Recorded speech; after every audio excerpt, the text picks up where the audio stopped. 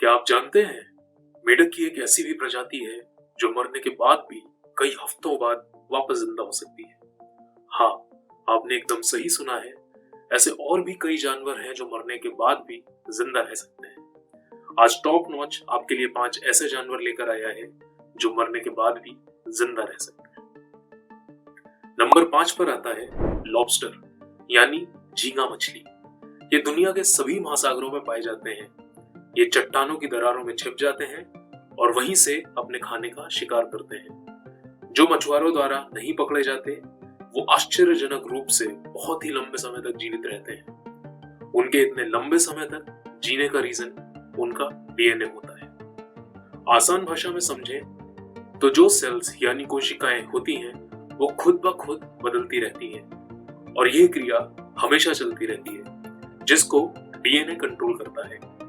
लेकिन जैसे जैसे हम बड़े होते जाते हैं ये प्रोसेस बिगड़ने लगता है और यही एक कारण है कि हम बूढ़े हो जाते हैं। लेकिन झींगा मछलियों के साथ ऐसा बिल्कुल भी नहीं होता है। इसकी वजह टेलोमेरेसिस नाम की एक केमिकल है जो इनके शरीर में होती है, जो लगातार सभी सेल्स को बदलती रहती है, जिससे इनके अंदर के अंग एकदम नए से रहते हैं। कुछ समय के लिए ये बेजान जरूर हो सकते हैं पर ये वापस बहुत जल्दी सही हो जाते हैं और वापस जिंदा हो जाते हैं। यही कारण है कि ये अपनी मरने की एज तक इतनी आसानी से पहुंचते ही नहीं और एक लंबे समय तक जिंदा रहते हैं। नंबर 4 पर आते हैं मेढक।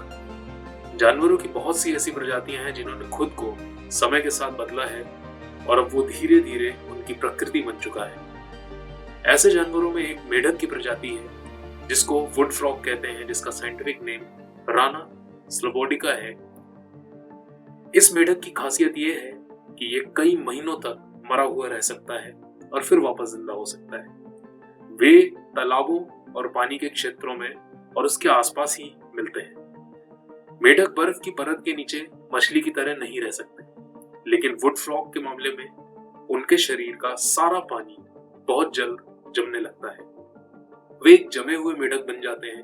उनके शरीर में 2/3 से अधिक नमी जम जाती है, जिससे उनकी सांस भी रुक जाती है और उनका दिल धड़कना बंद कर देता है।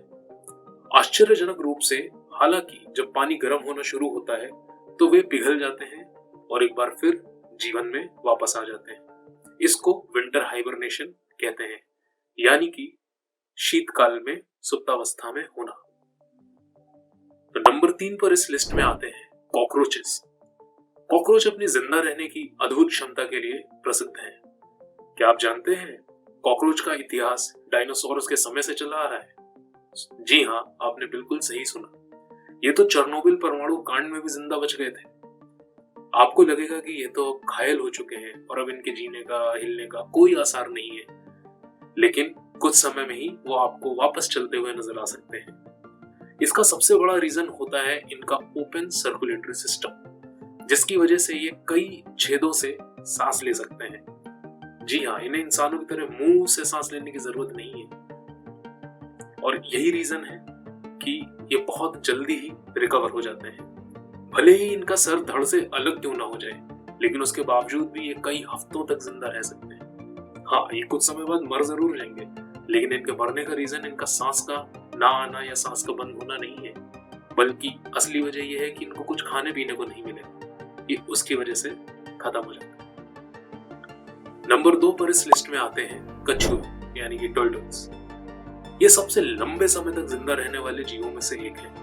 आपको मालूम होगा कि इनका जन्म से बड़े होने तक का सफर बहुत ही मुश्किल भरा होता है। लेकिन क्या आप जानते हैं कि कुछ ऐसी भी प्रजातियां हैं जिनके सर धड़ से अलग होने के बाद भी ये काफी समय तक जिंदा रह सकते हैं? जी हाँ, यूएसए में पाया जाने वाला स्नैपिंग टर्टल इनमें से एक है। स्नैपिंग टर्टल अपनी काटने की क्षमता के लिए दुनिया भर में प्रसिद्ध है।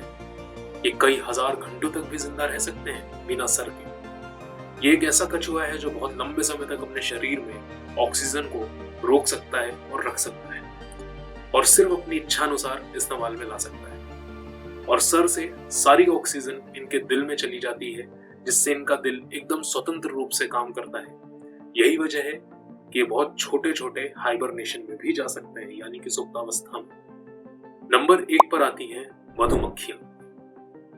जी हाँ, मधुमक्खियां दुनिया में सबसे महत्वपूर्ण कीड़ों में से एक है, जो कुछ सबसे अधिक उगाए जाने वाली फसलों के परागन यानी पॉलिनेशन के लिए जरूरी है, जिन पर हम भरोसा करते हैं। लेकिन हम सभी जानते हैं कि अगर हम उनके बहुत करीब आ जाते हैं या उनको लगता है कि हम उनके छत्ते को नुकसान पहुंचाने जा रहे हैं, तो वे हमको तुरंत डंक मारते हैं। लेकिन ये डंक उनके अंदर के अंगों को बहुत ज्यादा घायल कर देता है और मधुमक्खी के मरने का कारण भी बनता है।